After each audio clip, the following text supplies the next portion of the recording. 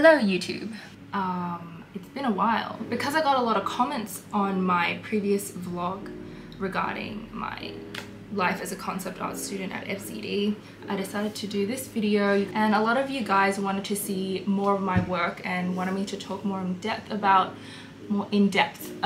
what I learned specifically. I thought I could fit this all into one video, but as I was going through and compiling all the stuff that I did last year, I was like, this ain't gonna work. I'm not gonna go through everything, but I'm gonna go through like basically all the main subjects that we did. So I'm gonna also split it up into 3 different videos, so term 1, term 2, term 3, and it gets like the knowledge kind of progressively builds. So hopefully this will help any of you guys if you're maybe considering going to concept art school and you're not quite sure what it entails. Just a disclaimer, I'm not from an art background. Some of the students at FZD from my batch were like formally trained in art, but there were also a bunch of us like myself who were working in a completely different industry. So I was working in architecture for 2 to 3 years, and you know, I was quite used to like the design process, but in terms of like art technical skill, I basically, you know, I was just like,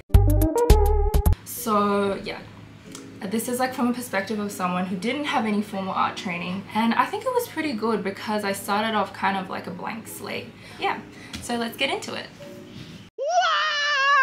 Perspective was kind of like the first encounter with learning basic drawing skills. All of the work that we did in that subject was all done traditionally by hand using these high-tech, oh actually this is G-Tech C4 pens. I'm pretty sure our entire batch like sold out the stationery store in the city, and no one could buy these pens anymore because you literally go through like 2 or 3 of these in one day. So the first thing that we did was draw lines and just get a feel for the steadiness of your hand. Also like ghosting lines, so we would have 2 dots on the page and then try to connect them without a ruler and see like which angle is good for you personally to pull a straight line. We did pages and pages of these because if they weren't good, they'd make you do redos, and a lot of people got redos. I don't think it was because you were doing it wrong specifically. I think they just really wanted you to gain the mileage of drawing a lot, so everyone's hands were like fucking falling off in term 1. But yeah, I don't really know what's going on there. Yeah, my lines are kind of dodgy. We also learned about drawing in perspective with vanishing points. So this is like super basic stuff, learning about the horizon line, 1-point perspective. We had to draw like the construction lines and then construct a cube. We weren't allowed to use rulers, and we had to use pens, because if you're using a pencil, you can always just like erase it, right? But using a pen, you really have to think about, you know, what am I putting on the page and really commit to that. So we basically had one construction page, and then the next page on top we would put a piece of tracing paper and then just draw out the cubes. Dude, my cubes are so fucked. Okay, just looking at this is giving me anxiety, but I mean, this is just starting out, so everything looks super wonky. Personally, I feel like my work only started looking like semi-decent near like the end of term 2, so bear with me. But yeah, we did that for different types of scenes, so having different compositions. Yeah, there's just a lot of them. Oh, we also did handwriting. So I thought this was actually super helpful because it really allowed me to get like a consistent font, so that when you present stuff to your clients, they can fucking read like your headings and your labels, right? And this really stuck with me. My handwriting is still the same now. And if you're wondering, this is an excerpt from Catcher in the Rye that I just wrote out because I'm edgy like that. With 2-point perspective, we actually had, so this was on like an A3 sheet. We had 2 other pieces of A3 sheets on either side stuck together, so it'd be 3 A3 sheets, and then you would have the vanishing points on the edges, and then you draw lines like inwards like that. And it was so difficult because without a ruler, it's like really difficult to pull such a straight line, so that required a lot of patience and a lot of concentration. Yeah, same thing that we did before with the different scenes as well. So you can see that like with 2-point perspective, the vanishing points are further apart to avoid like super distorted kind of cubes. I think that was supposed to be like a burger. Cubism. And then we moved on to doing 3-point perspective, where we had 3 pieces of A3 sheets, so it was 4 stuck together, and we had to also do like the 3rd vanishing point was below, and there was one above as well. These were actually, now that I look back at it, it was pretty interesting, pretty fun to do, but at the time it was gruesome. And then we did ellipses, so there's like a way to draw a perfect ellipse using like by dividing a square in perspective. So yeah, these are just some cylinders that we did.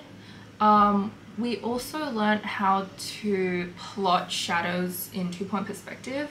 I mean, I think a lot of these, everyone just uses 3D now, but I think it was good to just learn this. It's just kind of like that analog skill that's just, you know, good to know. We had to basically find the light source and plot each point onto the ground and then find out how it would cast a shadow, depending on, you know, the time of day, where the light source is coming from.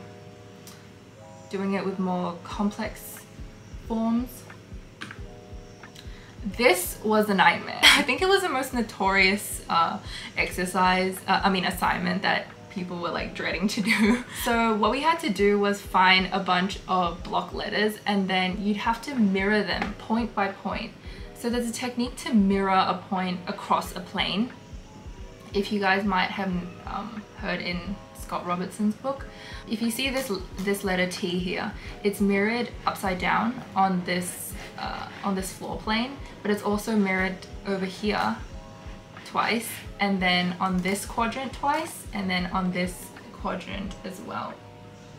Oh, behind this thing. It was just really confusing, so we had to use different colored pens for us to like know where the line was coming from, or else you'd literally go blind.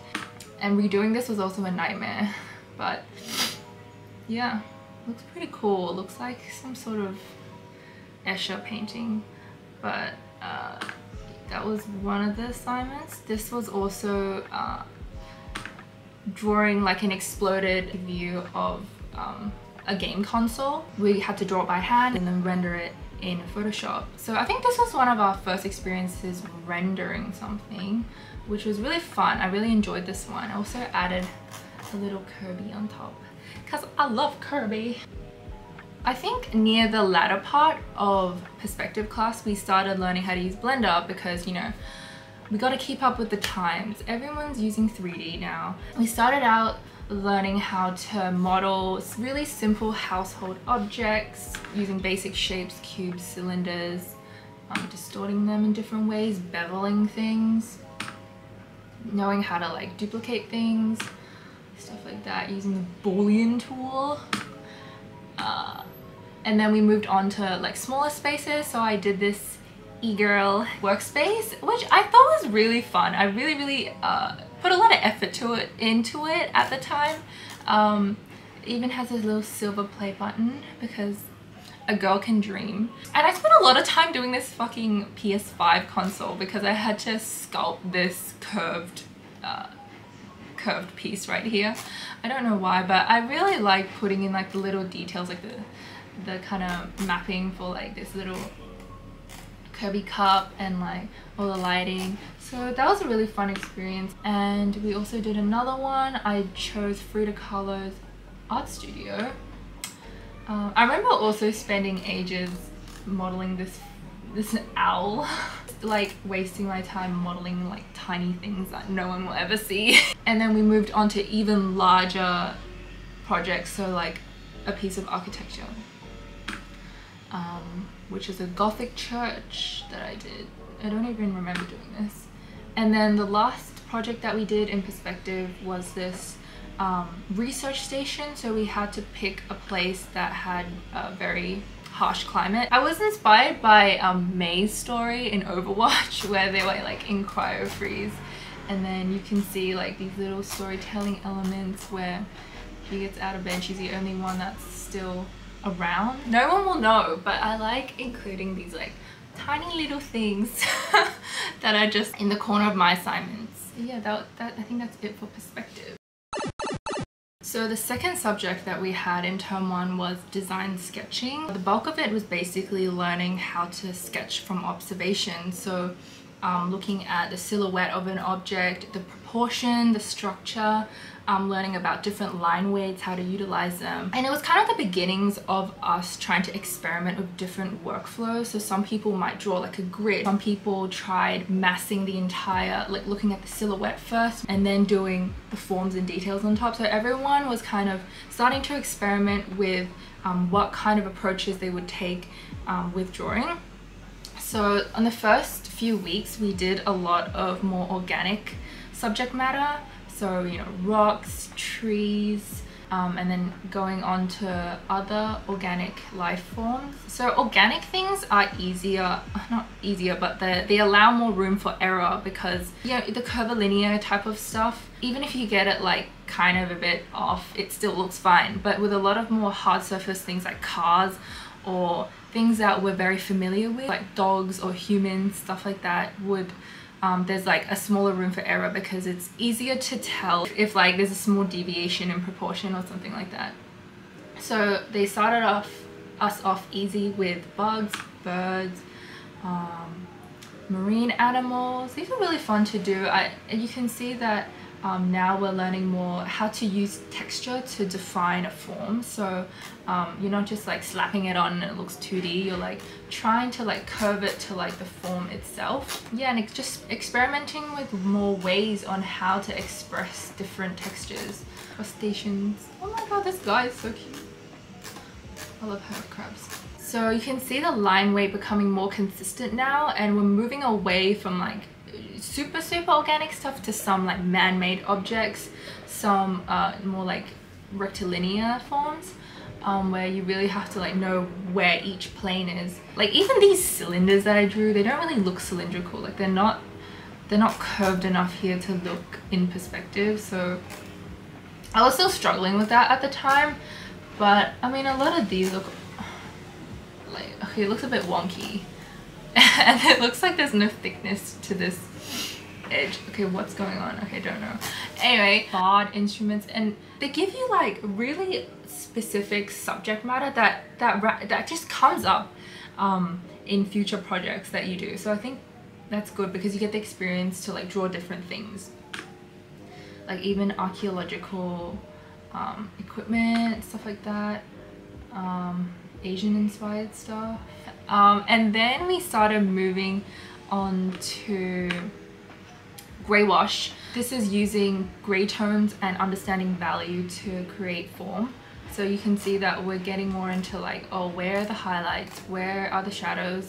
There's more contrast, and it's not just line work. So there's like a clear material separation between, okay, this is made out of different material than this is made of a different material than this part. And then you'd have to like calculate, okay, if this is 70% grey and this is like 20% grey, what's the in-between? How do I not make it look like one homogeneous thing? And that's how you get like contrast and sharpness in an object, I guess. So that was really important for us to learn at that time. As you can see, we drew references from a variety of different cultures, which I think was really cool. I think design sketching was my favorite subject that term. They actually allowed us to curate our own references. So they were telling us, okay, how do you select reference? What is considered a good reference? How do you kind of lay it all out on a page? So the school was like really big on presentation.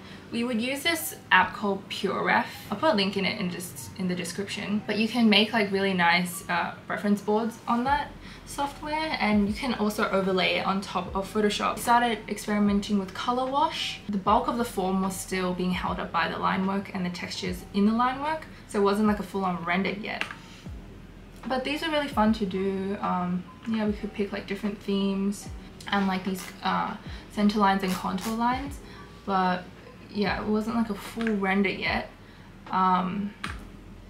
They also gave us these 3D meshes to draw on top of, and I guess this is a more practical approach to design sketching because like 3D artists will give you, you know, we have these shapes of these game assets and they're going to look like this, but you gotta put the detail and the design on top of that.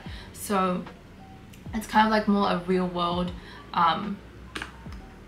application of that. I did a Chinese Communist Revolutionary and Cold War agent. It was super cool researching these historical kind of objects and like different gadgets they used to use. You learn a lot just by, you know, gathering reference. So from handheld objects we moved to like full-on environment. So here we have a 3D mesh of a whole set, of which I did. This one was Medusa's Lair. That was fun. And then this last one is Indiana's Apache Welcome. Yeah, Indiana Jones fan. But yeah, that was pretty much what we did in design sketching. Moving on. I know there are like a lot of different subjects, but actually all of them work in tandem and like inform each other.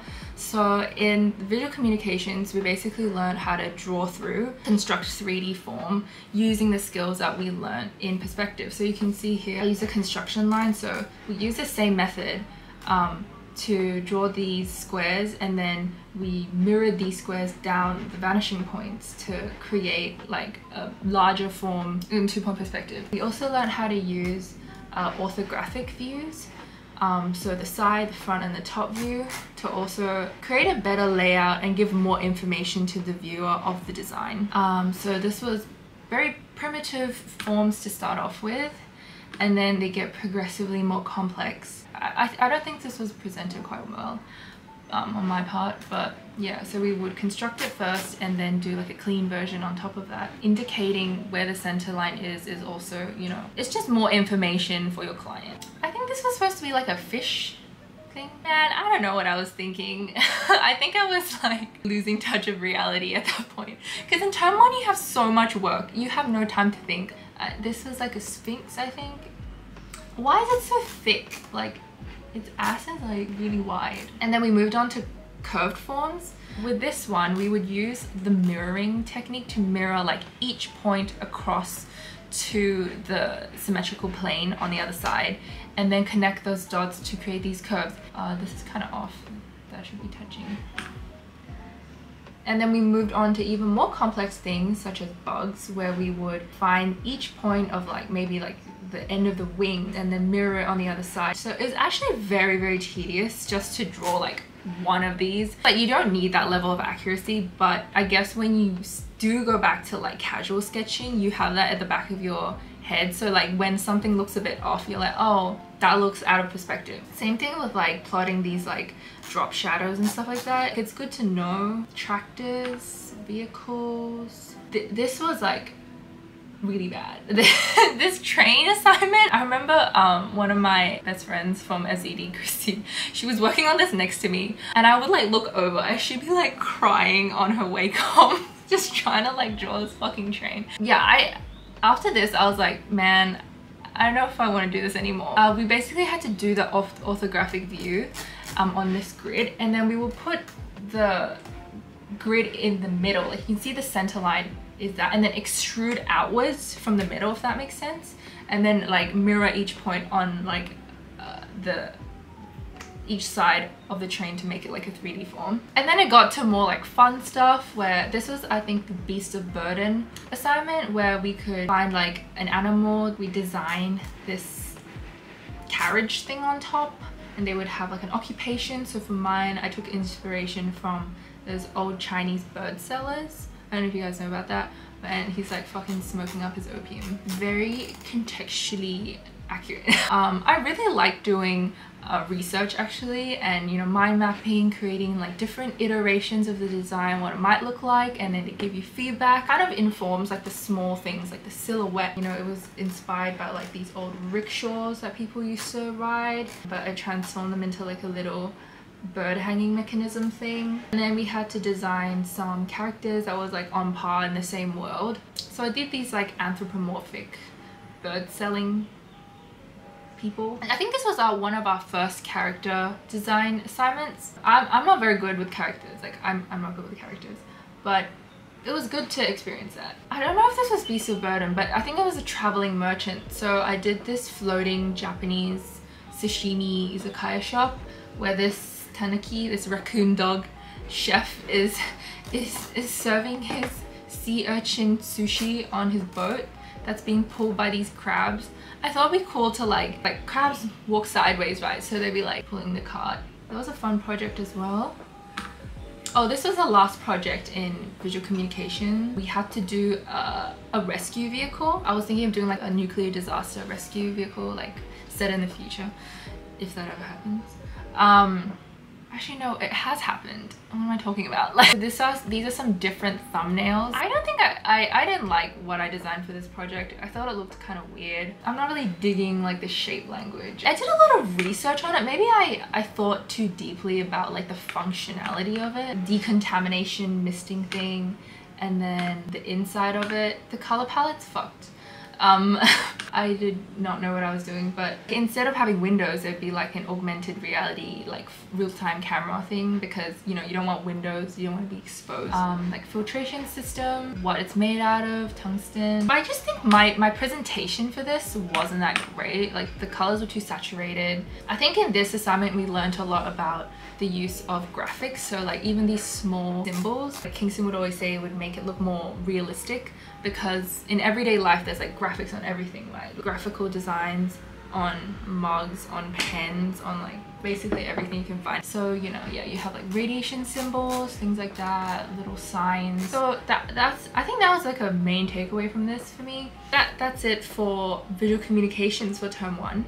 You guys like green tea? I can't drink coffee. My hands start to shake. Like everyone was down in coffee. I had a classmate that drank like 5 cans of Red Bull a day to stay awake. Green tea has quite a bit of caffeine in it. I was hoping that would be a bit healthier. I don't know if that's true. If you guys know, let me know.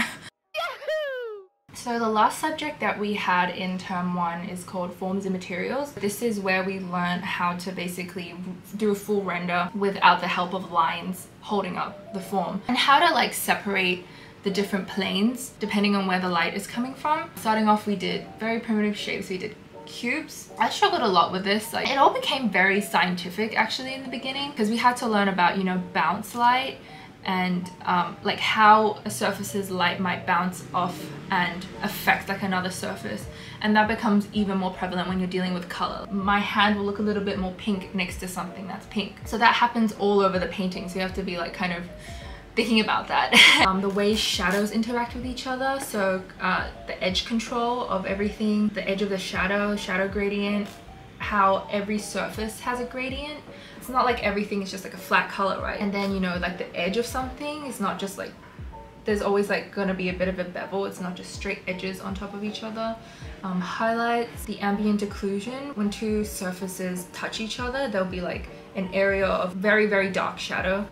Yeah, we just worked through that, learned that through doing, these look really bad.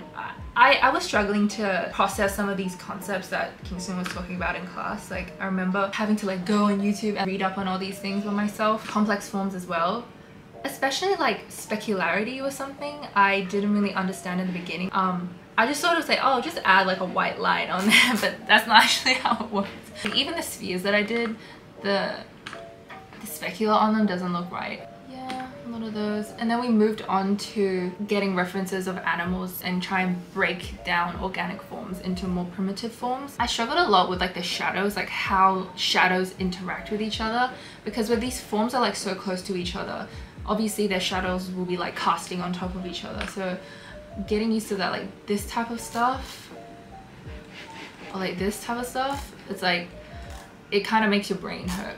Mythical creatures, humans, dancers, and then we started doing full color render. I mean, this was just like studies of different materials. So Kingston would be talking about the way to differentiate between like a matte surface and a smooth surface would be like the roughness, and how the light affects like the bumps of texture on top of like a surface. These are like our own studies.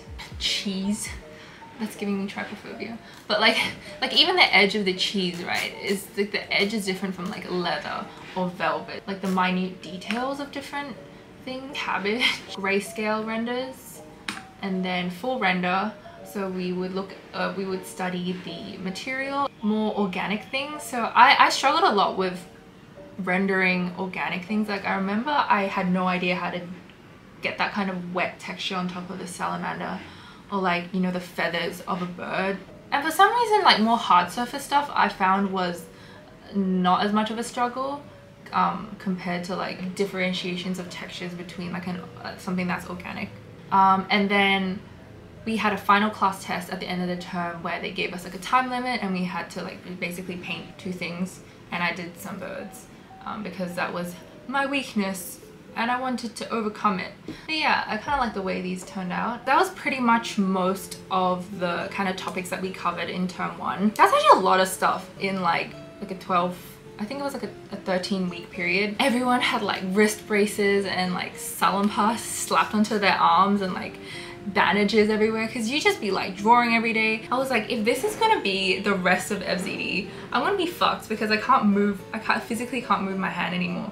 But term 2 and term 3 was way more chill. It had less of a physical toll, but more of a mental toll. It's kind of like a once-in-a-lifetime experience where you get to be in an environment where you're like pushed so hard and everyone is like working their ass off. I know there are like a lot of Twitter horror stories or things on Reddit that you might read about, you know, people getting hospitalized or like people getting serious mental health illnesses from like the stress. I've had like an alumni tell me that he lost like 30 kilograms in a year because he wasn't eating when he was going through FZD. And before going to FZD, I was like freaking out, like, is something gonna happen to me? But everyone has like a personal experience. Like some people think it's fine, some people can sleep like 8 hours a night, some people are like grinding it out. Actually, at the end of term 1, I had a bit of a moment of weakness where I was telling myself, oh, should I quit? Because a lot of things were happening in my life at the time. I was in like a long distance relationship that ended. I actually talked to like 3 other seniors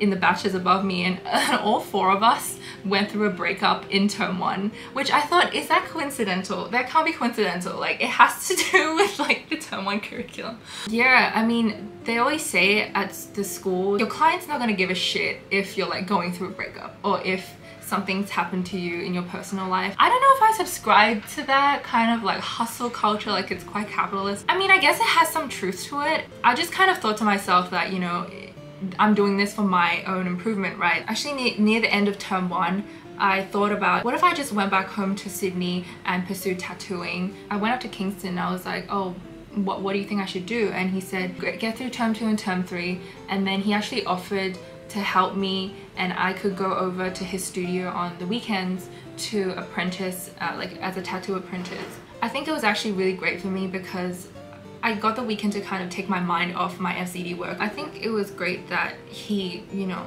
gave me that option, and I'm really grateful for it. And I'm also just really glad that I didn't give up. I reckon what I learned the most was just like your mindset. Just being very diligent, more disciplined with the way you work, being more efficient in your workflow, like trying different things and seeing what works best for you, because everyone works differently, right? But to keep track of time, I would set up different alarms, or like time myself. With art, right, you could just keep working on something forever, like you keep touching up something. I think time management was like a huge skill that we had to hone. If you guys do get the chance to go to concept art school, like you're going overseas to study, I think it's really great to be living with other students who are going through the same thing, because I couldn't imagine staying by myself and not having like the support from my roommates who are like staying up all night with me to do all this stuff. Because if you're just there alone, it just, you know, unless you're like highly self-motivated, then that's great for you. But I'm not. Like on this channel, I wanted to do more of like casual chatty kind of videos with you guys, more of like my own art journey and my personal work process. Kingston and I, so Kingston was one of the teachers at FZD last year, so him and I actually have another channel called Conceptual Ink Academy, which I'll link in the description. And on that channel we do more like structured tutorial type videos, so if you guys want to go more in depth, because obviously he has like a wealth of knowledge, we'll also be going through all my work with him as well. Stay tuned for the next 2 videos that will be coming out. Make sure to like and subscribe if you guys like the content, because your girl needs some external affirmation. Yeah, I really appreciate it. If you guys have any other questions, please leave them down in the comment section, and I will try my best to answer them. See ya. Bye.